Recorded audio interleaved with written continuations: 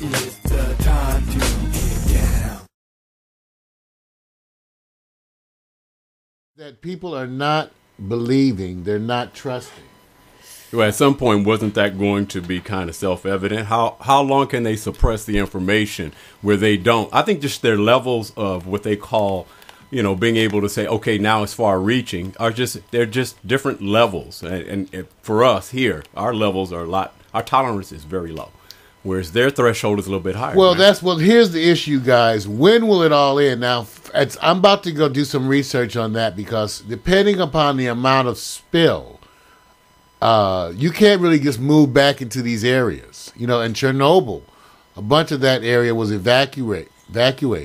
And they even do things like cover up and bring in new topsoil and all that kind of stuff. Yeah, isn't it going to be like bad to live there for the next 300 years or something like this? That's what I'm wondering about.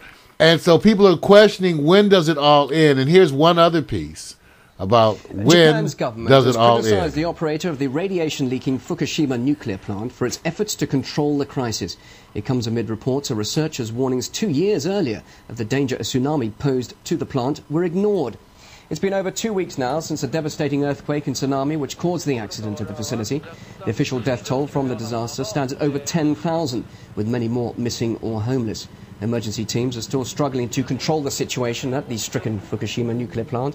Several workers sustained radiation burns while installing cables as part of efforts to restore the critical cooling systems. Nuclear energy experts say the damage to the site is having a dangerous effect on the environment and people's health. I think it's catastrophic. I think that the narrative that we've had for the last week or so, which is that we're trying to fix the problem or get it under control, is it's like BP. misleading. Who's in control? The There's government evidence of or radiation Tokyo having Electric? entered the environment in large amounts. It's turning up in lots of places. companies in water charge? and food. It's even being detected far away. What this could mean is that there is really a significant entry of radiation going on into the environment right now, and that there doesn't appear to be any halt to it in the near future. So that's very catastrophic. This is not something that is a situation that may get out of control. This is a situation that is having a catastrophic impact currently already. I would say it's significantly dangerous. There's been high levels of radiation detected out at the 20-kilometer limit already.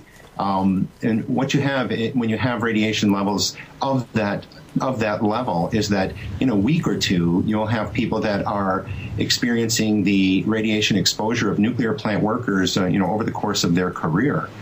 And these are people in a situation where there's been an earthquake, there's been a tsunami, there's a shortage of food, there's a shortage of water. So their health is already stressed. Their bodies are already stressed. They may not be in heated homes at night. They may not be getting electricity. So the impact of these exposures will be even larger.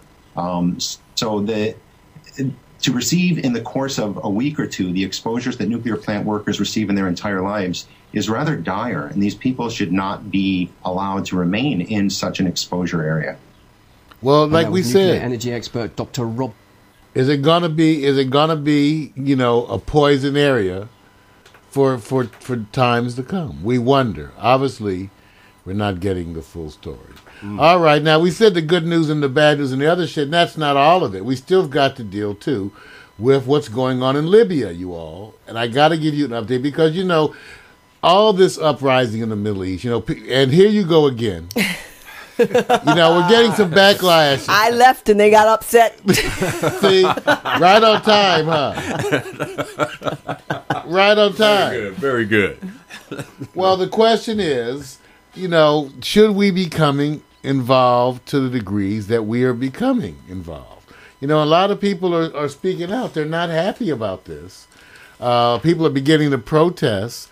They're talking about, the U.S. being involved in all these Middle East issues. What do you think, Crystal? What's your opinion? I think I should go back and sing to them and they all calm down.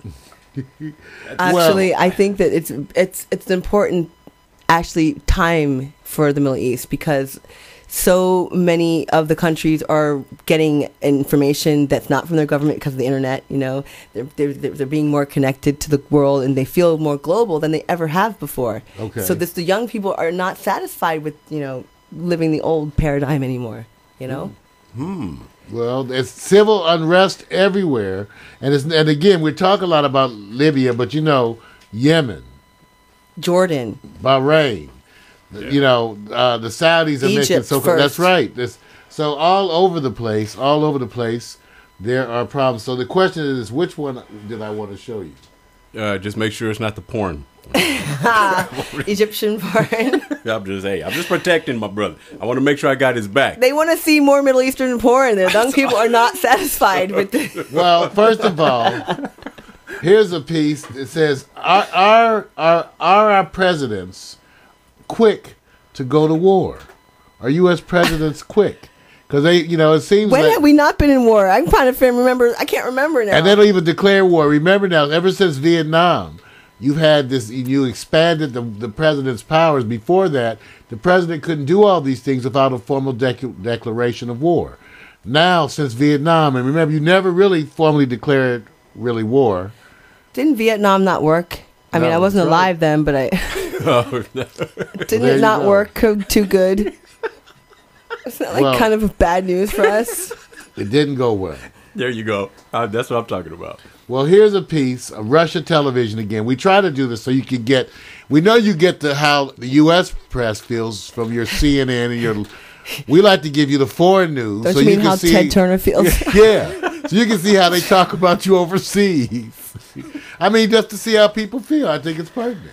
So here we go. There's a piece about the U.S. presidents and are they quick to go to war. Wonderful picture of Momar. I'm working with Woo, it. I'm working so with it. Sexy. Wonderful picture. God, jeez. Can somebody give him a hat? Wait a minute. Let me stop. This is the one time I do enjoy the buffer.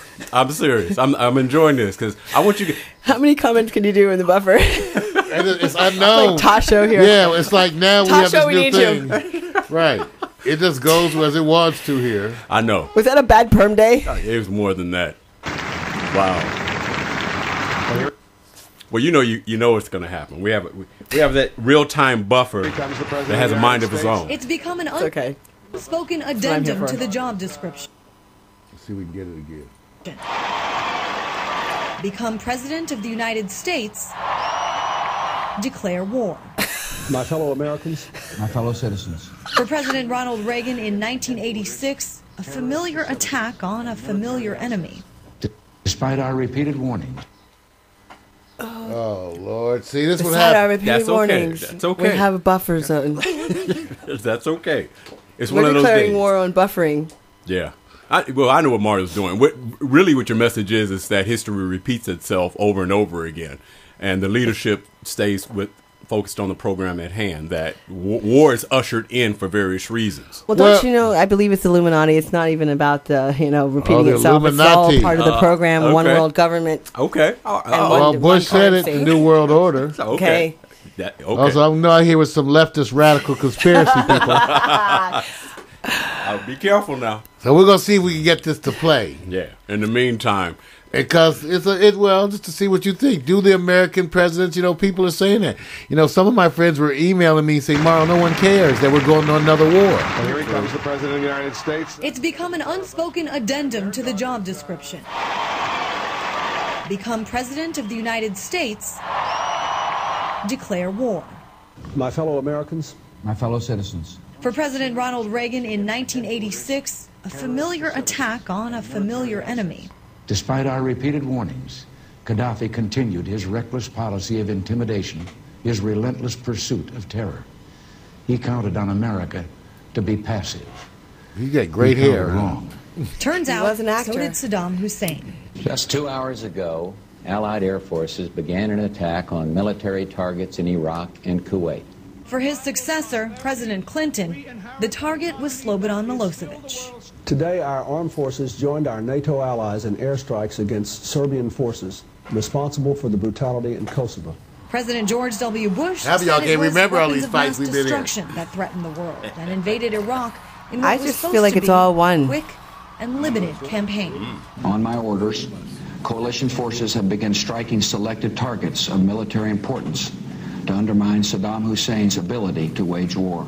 Most thought it would end there. With President Obama running on an anti-war platform, he has spent most of his presidency trying to end the wars started by his predecessor. until now.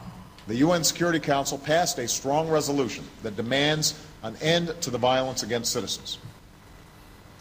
It authorizes the use of force.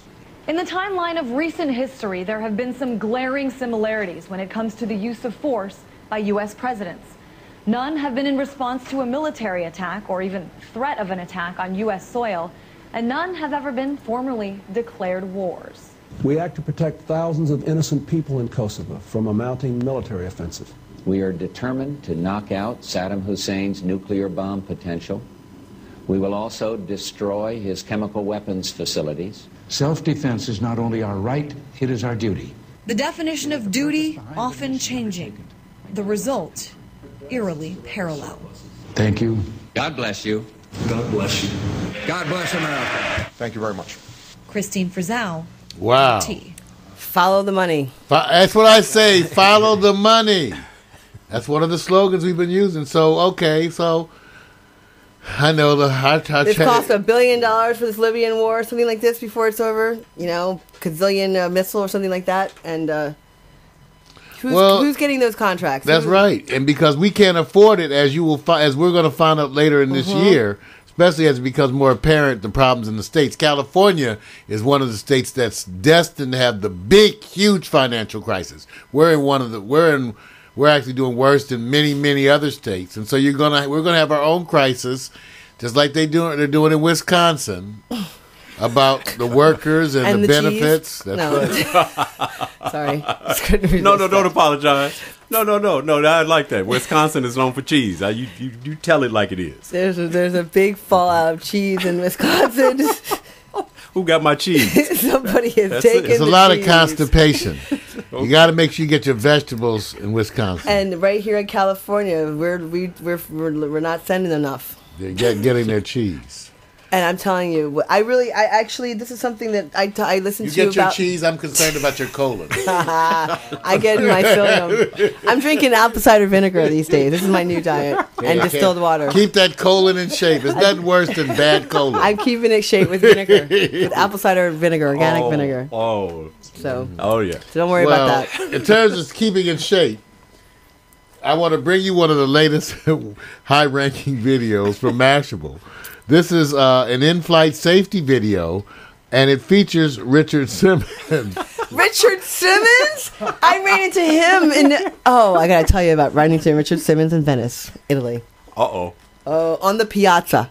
Tell us about that, because he's part of the high-flying. It was a gorgeous sunset. It was so romantic. You hear music drifting in the air, and all of a sudden you hear this, and it's just all right, and all of a sudden this crowd starts forming around, because it was very quiet, and you hear this, hello, how you doing? Hi, how are you? Oh, I'm just great. And I'm like, what is going on? They're like, Richard Simmons. Shut up. And he had the same shorts on too, right there on the piazza. I thought wasn't he cold? I thought.